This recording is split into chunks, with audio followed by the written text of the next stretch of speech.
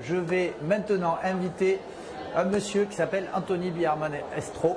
Pardon, j'ai écorché son nom, il va pas aimer. C'est la société Atmosphère Concept et on va parler de chauffe-eau thermodynamique. Anthony, je t'invite à me rejoindre, cette fois c'est bon. Symétrie arrive.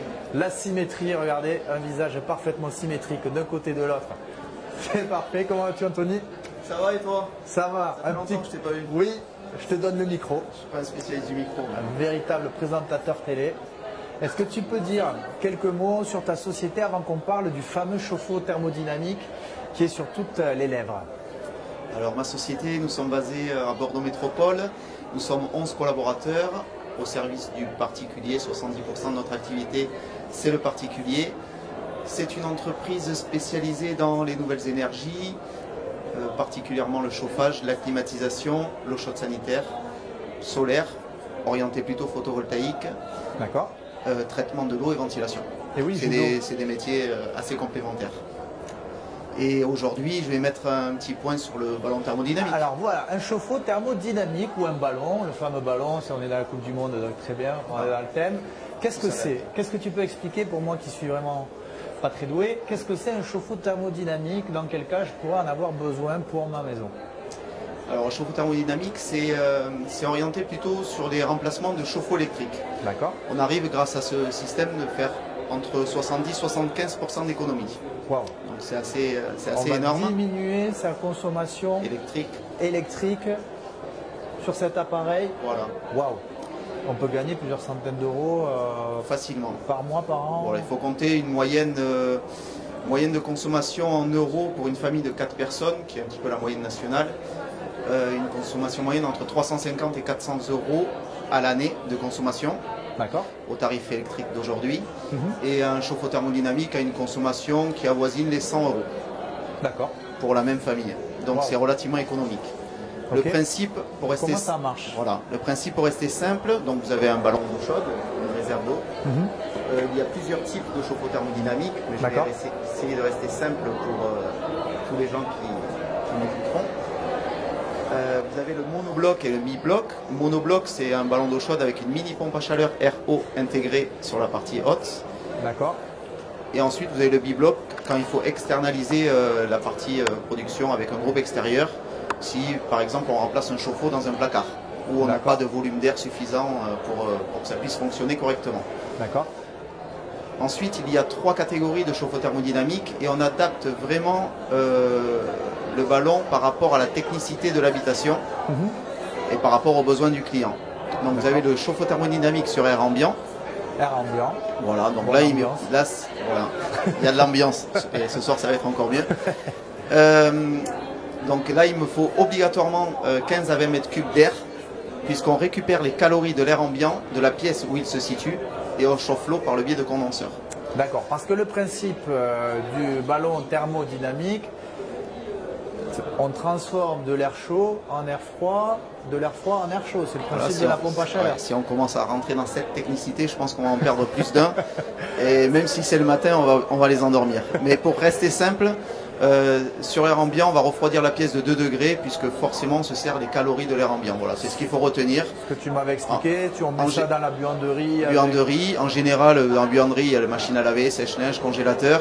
Il fait toujours chaud dans cette pièce. Ouais, en plus on met des étagères pour mettre le lait, le jus d'orange, des conserves. C'est bien cliché, ça garde la chaleur. Voilà, c'est pas forcément utile qu'il fasse très chaud dans cette pièce, on n'y vit pas. Donc c'est pas un mal de la refroidir et en plus ça vous fait faire des économies sur la partie production d'eau chaude sanitaire.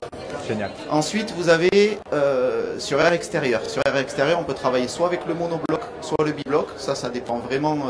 Soit le monobloc on le gaine et on travaille avec les calories de l'air extérieur. Ou alors on déporte un groupe extérieur pour récupérer les calories de l'air extérieur. Je me répète un petit peu mais c'est le live donc autant pour moi. Voilà, donc là c'est surtout s'il est dans un placard donc on n'a pas le volume nécessaire, on va travailler avec un groupe extérieur. Ensuite, un de mes préférés qui est assez peu connu, mais qui est vraiment la pépite d'Anthony. Voilà, qui est vraiment mon petit préféré, surtout en ce moment, c'est celui sur air extrait. En fait, il existe un ballon thermodynamique, donc on n'est plus sur du monobloc, avec donc la mini pompe à chaleur RO intégrée sur la partie haute, mais aussi une VMC simple flux hydro-réglable. C'est-à-dire qu'on va aller chercher les calories que récupère une VMC habituellement D'accord. et on va chauffer l'eau par le biais de condenseurs. Donc tu récupères l'air de la salle de bain quand je me douche, l'air chaud? En fait, tout ce que récupère une VMC simple flux. Ou de la cuisine? Partout là où il y a des bouches d'extraction. Une ventilation simple flux, une petite aparté, pour ceux qui ne sont pas spécialistes de la ventilation. On extrait dans les pièces d'eau et on fait rentrer de l'air dans les pièces saines. Ça sert à ventiler la maison et surtout à renouveler l'air de la maison. Pour éviter les problèmes d'humidité. Oui, mais aussi, il faut savoir que les plus polluants dans une maison, c'est nous. Ah bon? Eh oui. Donc il vaut mieux, du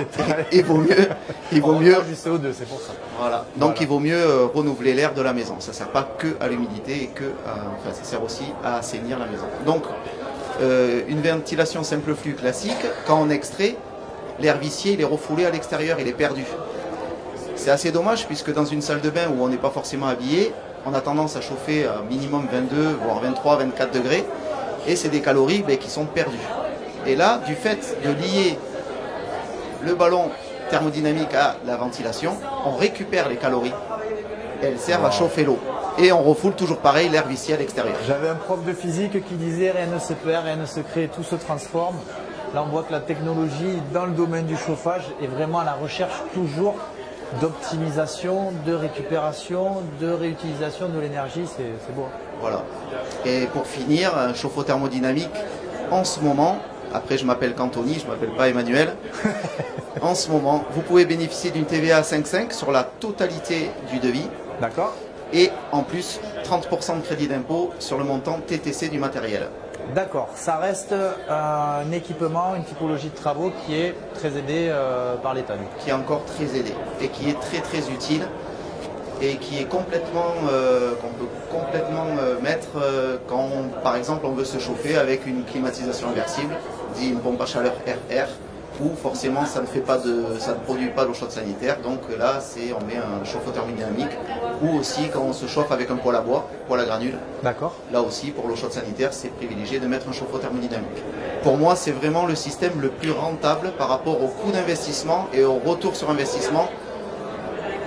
Je suis pas fan du chauffe-eau solaire. En France, en France, j'arrive pas forcément à trouver la rentabilité à cause de l'entretien, que beaucoup de commerciaux ne parlent pas. Mais il y a un coût d'entretien qui est un petit peu plus élevé quand même qu'un chauffe-eau thermodynamique. Un chauffe-eau thermodynamique, du coup, il faut l'entretenir aussi. Tu es en train d'en parler du sujet. Oui, il est pris. Alors, c'est tous les ans. Nous, de toute façon, notre clientèle, on propose forcément un contrat de maintenance puisqu'on aime bien suivre le matériel. Plus il est entretenu, plus il durera dans le temps, plus on peut prévenir des pannes aussi. Il suffit qu'il y ait une connexion qui se défasse avec des vibrations puisque c'est quand même un ventilateur. Ouais. C'est toujours bon de contrôler au moins une fois par an. Le coût d'un contrat de maintenance chez nous, après chez tout le monde c'est pas pareil, mais je vais le dire, c'est en moyenne 80 € à l'année. Voilà, ça comprend le déplacement d'un technicien, une petite heure sur place, qui fasse un check. Aussi, non, après c'est autre chose. Voilà. Et puis il y en a, ils n'ont qu'un chauffe-eau thermodynamique. Après, ce qui pénalise pas mal sur le chauffe-eau solaire, pour y revenir rapidement, c'est qu'il y a à l'intérieur, il y a du glycol, c'est comme le liquide de refroidissement des voitures.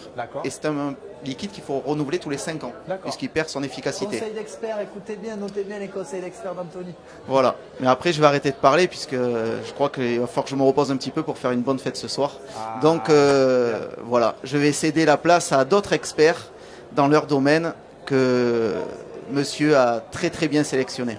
Merci beaucoup Anthony, c'était un plaisir. Mettez-nous un maximum de j'aime, de cœur et de partage si vous avez aimé ces super conseils sur le chauffage et sur ce fameux chauffe-eau thermodynamique. Merci beaucoup Anthony, c'était un plaisir. Merci et merci à tout le monde. Bonne journée.